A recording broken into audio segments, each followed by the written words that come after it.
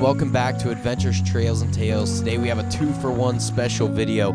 We're going to 2 amazing locations, both within about an hour of Columbus, Ohio. Each location had so much to offer, and we found tons to do. So if you're in the area in Columbus, this is a perfect video for you to get out and find some adventure near that area. We're going to take you along in this video with us to those spots. We hope this gives you a little bit of motivation to go check them out for yourself. We ended up taking this trip in mid-September, so not late enough to see the fall changes in color, although it was just starting. We used this double day of adventure to kind of get our feet wet and experience both parks to a small extent to get us excited to come back in the future. So we decided to print off a few maps to take along with us because the phone's not always reliable with service when you get there. Just a helpful tip. We made sure to pack up the C4 for extra caffeine motivation on the hikes. And we also loaded up our bike rack onto our vehicle. We also like to do a lot of research, whether that's through videos, Google searches, even using ChatGPT to find out some of the coolest trails and places and locations near the areas that we're about to travel. It makes travel on the day of less frantic, less anxiety. You can have a little bit more of a structure so that you can really be in the moment and present and focus on enjoying nature rather than stressful planning of your trip. Brooke looked ahead and found a nice little coffee stop in Loudonville, Ohio, which is right next door to Mohican State Park. So we figured that we'd take off early enough on a Saturday into Loudonville to get a nice warm-up coffee before our hike. Loudonville actually has a very interactive hands-on downtown. Not super big, but lots of small hometown-y type stores. Stella's Ice Cream Shop and Coffee House was one that we made sure to visit on our way to Mohican. You could tell this place was a local favorite. You had football players showing up after a football game, lots of community members walking up from outside. Their focus was ice cream, but also coffee, and they also had quite a few tasty-looking desserts. The vibe inside was awesome and rustic, while also having a modern-type menu with tons of different options. We also utilized a little map wall that they had and grabbed a few brochures as well. Brooke and I both decided to get a mocha, which is actually made with chocolate milk, which was kind of exciting for us. We were going to be burning tons of calories, so we didn't think too much about how many we were ingesting currently. We just wanted energy. All right, we got our Stellas in the car before we head off to Mohican. Never had chocolate milk in a coffee or espresso, so I'm excited to try it. Wow, that is very good. Stella's, Loudonville. It was going to be a long day of adventure, but we rested well the night before, and we were ready because we heard a lot of good things about both parks. We had prime weather. We couldn't ask for better weather on a drive down there. We had a blast. As we made our way to the visitor center to get our bearings, it was very obvious that this is a place that has a lot of commercial aspects to it as well. There was adventure parks that we were driving by, also Mohican-type family markets. We always like those places that have kind of a balance of both nature and commercialism. As we made our way into the visitor center, we cross-referenced the maps that we printed with the ones that they had up, took a quick bathroom break, and then we headed into Mohican State Park. In our planning, we knew that we'd have enough time for about 2 hikes, 2 smaller hikes. We kind of wanted to do maybe 6-7 miles total, and one of the things we for sure wanted to see was the covered bridge. And on our map, we decided that we were going to try to park there. So again, pulling up Google Images, trying to cross-reference exactly where that was at before service cut out.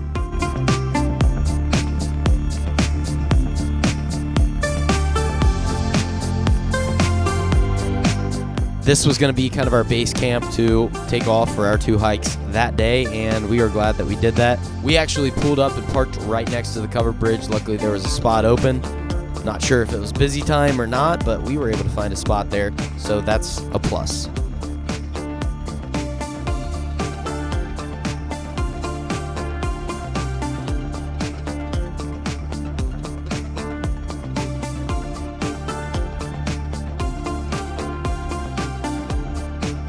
The covered bridge was pretty spectacular. We actually stood close to the river and got ourselves a nice little photo. Great photo spot.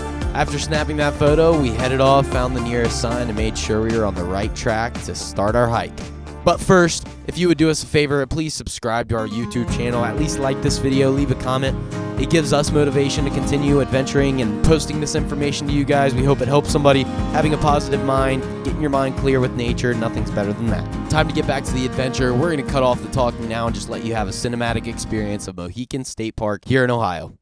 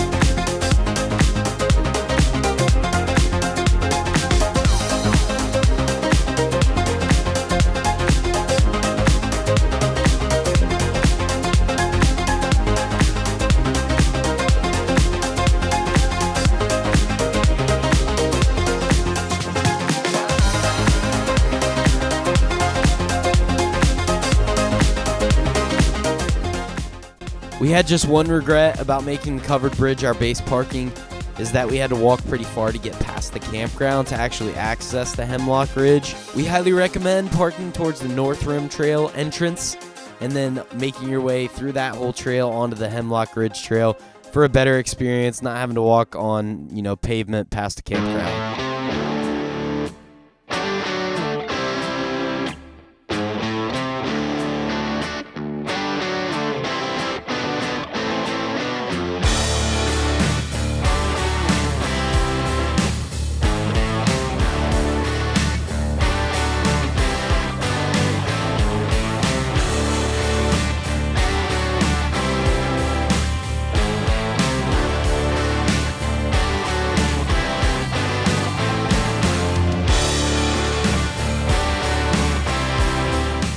But when we finally did make it to the trail, it was for sure worth it. Definitely would have to come back and do this full hike. We did have to turn around halfway through, as we had to allot enough time to make it to Kokosing Gap Trail and enjoy that bike ride. We got about 7 miles hiking in, and we were definitely hungry, so we made it back into Loudonville. Nothing fancy, just Subway for lunch, eating fresh before our next energy expenditure. Taking a break, getting some food before we head off to go do our bike trail at Kokosing Gap. Enjoy. Got some veggies that we packed too.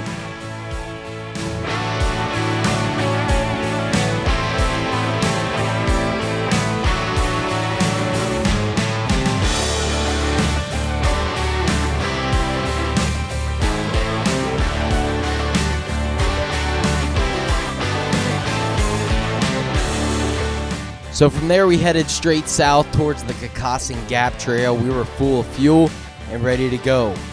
My parents actually inspired us in finding the Kokosing Gap Trail. I remember doing it as a little kid, and there was a locomotive that you could kind of climb on the bike path, and there was a pretty sweet rail bridge that you got to ride your bike underneath. We're going to go see if we can find those things today on the Kokosing Gap Trail. It's a 14-mile trail, the locomotive being at the stop in Gambier and the tunnel being in Howard. We were going to try to make it all the way to Howard and back before our day of adventure ended.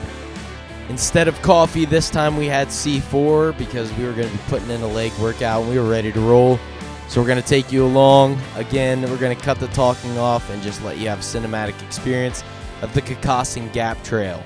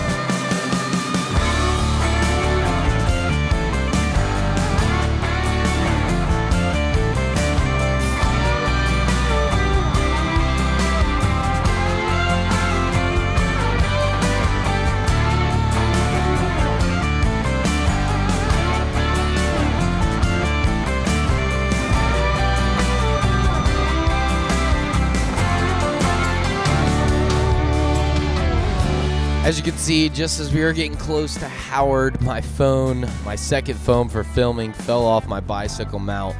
Took a little tumble. Luckily, we had a screen protector on it in a case. We dusted it off and we got it mounted back up. It's a dangerous job getting those beautiful shots. But the phone was fine, and we continued on towards the tunnel, which we were absolutely excited to see.